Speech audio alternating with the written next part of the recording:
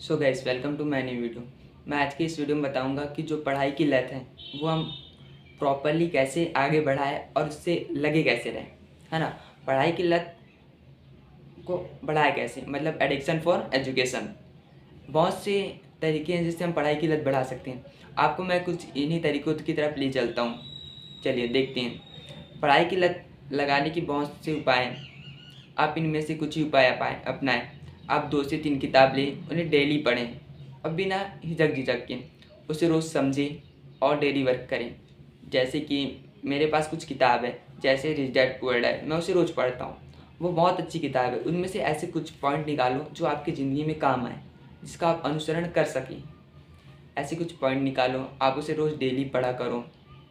आपको जो माइंड है ना, ऐसे में शार्प होगा और आपकी सोचने की क्षमता है ना और ज़्यादा बढ़ेगी, जिससे आप एडुकेटेड इंसान भी कहलाओगे। क्योंकि आपकी बोलते हैं ना कि पढ़ने से पहले पढ़ो और पढ़ के ही बोलो, वरना अर्थ का अनर्थ हो जाता है। जो बोलना चाहो बोल नहीं पाओगे।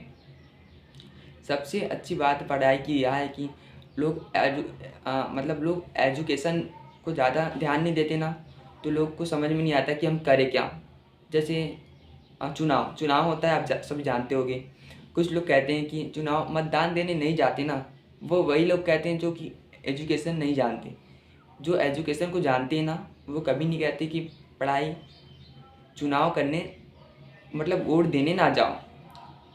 अगर जो वोट देने गया, मान लो थोड़ा बहुत शिक्षित है, क्योंकि क्योंकि देने जाने से हम अपनी सरकार को चुनते हैं जो कि पूरे देश को बनाता है और एक अच्छा अच्छा देश ही विकास करता है। ठीक है। इसके अलावा आपको पढ़ाई की अट्रैक्शन ज़्यादा रहना चाहिए, क्योंकि अभी हम टीनेजर्स हैं और टीनेजर्स में हमको पढ़ाई पर ज़्यादा सोच देना चाहिए।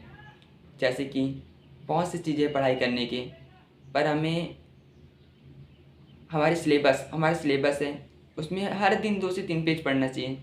हमारे पास सिलेबस है, उसको हम 2 से 3 पेज पढ़ लेते हैं। ठीक है।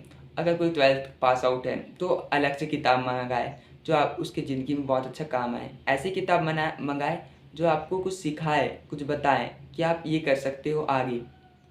ऐसी फालतू की किताब ना मंगाए जो कि कुछ और दिया हो, कॉमेडी बुक्स एंड वगैरह। हमेशा जो सक्सेसफुल आदमी रहता है ना, वो ऐसी किताब पढ़ता नहीं जो उसके मतलब का नहीं है। वो ऐसे ही किताब पढ़ता है जो उसके मतलब का है, मतलब काम का, जिससे वो कुछ सीख सके तथा अपने आने वाली ज़िंदगी को भी कुछ उससे सिखा सके। ऐसी किताब पढ़ता है, न कि ऐसे जैसे आप स्वामी विवेकानंद का जीवन चरित्र पढ़िए। ये हर सक्सेसफुल आदमी हुआ है ना, उसने स्वामी विवेकानंद के जीवन को ज़रूर पढ़ा है और उसका अनुसरण किया है। जैसे आप नरेंद्र मोदी को ले लीजिए। नरेंद्र मोदी तो जानते होंगे, हमारे माननीय नरेंद्र मोदी जी, जो कि भारत के प्रधानमंत्री हैं। ठीक है। उन्होंने भी इसी किताब को पढ़ा और जितने भी बड़े बड़े हस्तियों हुए हैं, उन्होंने स्वामी विवेकानंद से कुछ ना कुछ सीखा और आज दुनिया में उनकी मिसाल कायम है। सीखने लायक चीज़ें पढ़ो तो हमारे बहुत काम आएगी। अगर आप बिना सीखने वाली चीज़ें पढ़ें, जैसे कि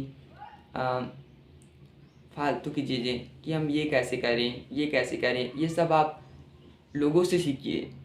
आपको कुछ सीखना है ना, तो अच्छे लोगों का जीवन देखिए कि वो लोग कैसे हैं, क्या कर रहे हैं। इससे जो आप पढ़ोगे ना उस बुक को, तो आपको लगेगा कि हम पढ़ रहे हैं, और आपको ऐसा नहीं लगेगा कि हमको पढ़ाई की लत है। आपको लगेगा कि बुक मुझे बहुत पसंद है। आप एक दिन में 200 से 300 पेज आराम से पढ़ दोगे उस बुक का, अगर आपको उस बुक के प्रति रुचि या फिर इंटरेस्ट आ गया तो। क्योंकि बहुत लोगों का रहता है इंटरेस्ट के पीछे, बहुत लोगों का इंटरेस्ट पढ़ाई में इतना रहता है, जैसे आईएएस आईपीएस उन लोग बनते हैं, बहुत मेहनत करते हैं। उनकी पढ़ाई में जो क्या बोल इंटरेस्ट रहता है वो बहुत कम लोगों में रहता है। हमारे स्वामी विवेकानंद को देख लीजिए, एक दिन में लगभग 4000 पेज पढ़ लिया करते थे। उनको अट्रैक्शन था, रुचि थी उनको पढ़ाई में, इसलिए वो पढ़ पाते थे। जिनकी रुचि पढ़ाई में नहीं है वो तो एक दिन में 2 से 3 ही पेज पढ़ पाएगा ज़्यादा से ज़्यादा, और धीरे धीरे वो करके 2 से 3 पेज 4, फिर धीरे धीरे बढ़ाते जाएगा, फिर वो बढ़ते जाएगा पेज। पर अभी अभी आप शुरुआत कर रहे हो तो आप 2 से 3 पेज डेली पढ़िए, क्योंकि 2 से 3 पेज पढ़ने से ही आपको जो है ना माइंड धीरे धीरे शार्प होगा और आप कुछ अच्छा कर पाओगे। इसलिए शुरुआती दौर में पता है जितने भी लोग हैं उसे धीरे से शुरुआत करना चाहिए और ज़्यादा में ख़त्म करना चाहिए, जिससे आपका जो माइंड है वो धीरे धीरे शार्प हो। किसी का माइंड एक साथ शार्प नहीं होता। कोई भी बड़ा आदमी बनता है वो बचपन से कुछ अपने साथ लेके नहीं लाता, वो अपने प्रकृति या अपने वातावरण से ग्रहण करता है। जो जैसे हमारी वातावरण रहती है हमारा विचार वैसे ही आते हैं। इसलिए सबसे पहली बात है कि अपने वातावरण को अच्छा बनाइए, जिससे आप अच्छे सोच सकें और अच्छी चीज़ें पढ़ सकें। ठीक है, आज का वीडियो पसंद आया होगा तो लाइक और सब्सक्राइब और बेल आइकन को ऑल पे सेट करना ना भूलिएगा। Thank you for watching.